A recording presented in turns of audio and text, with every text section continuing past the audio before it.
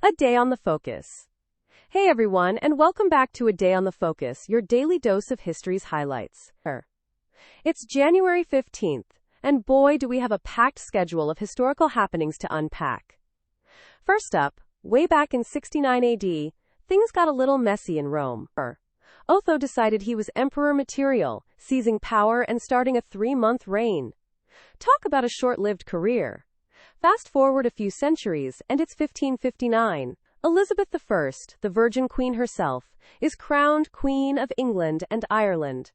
A momentous occasion for sure. And just a few years later, in 1582, Russia and the Polish-Lithuanian Commonwealth made a truce, with Russia giving up Livonia.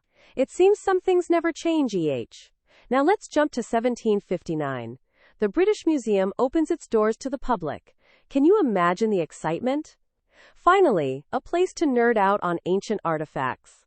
Speaking of excitement, of a different kind, in 1777, New Connecticut, present-day Vermont, declares its independence.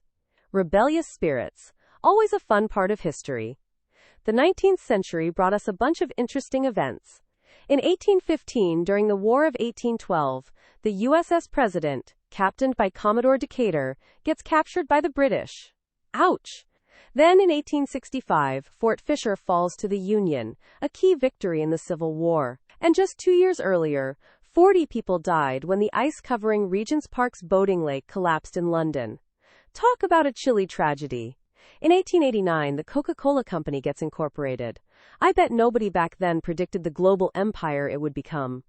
Moving on to the 20th century, 1919 saw the tragic deaths of Rosa Luxemburg and Karl Liebknecht, key figures in the German Communist movement.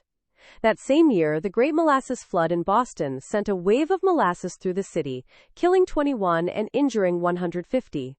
Talk about sticky situation. In 1943, the Pentagon was dedicated, and the Soviets launched a counteroffensive at Voronezh during World War II. The year 1967 gave us the first Super Bowl, and the Green Bay Packers emerged victorious. Who are you rooting for this year?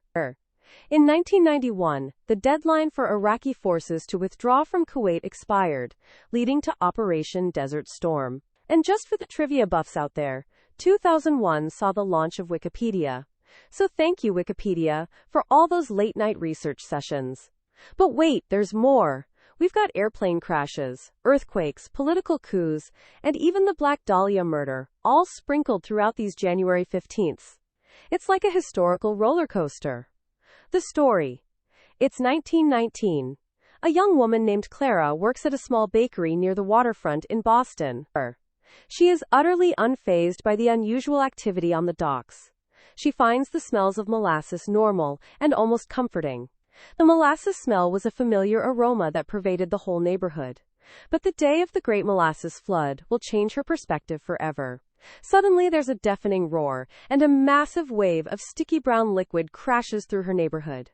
Clara, barely escaping with her life, watches in disbelief as the familiar sweetness transforms into a devastating tide, forever altering her city and her life. Years later, while visiting the British Museum, she is overwhelmed by history, by the weight of events that have shaped the world. From the fall of Rome to the Great Molasses Flood, she is reminded that every day is a story waiting to be told, a legacy etched in time, even in a seemingly simple, everyday smell of molasses. And that's all the time we have for today, folks. Tune in tomorrow for another fascinating trip through time on A Day on the Focus.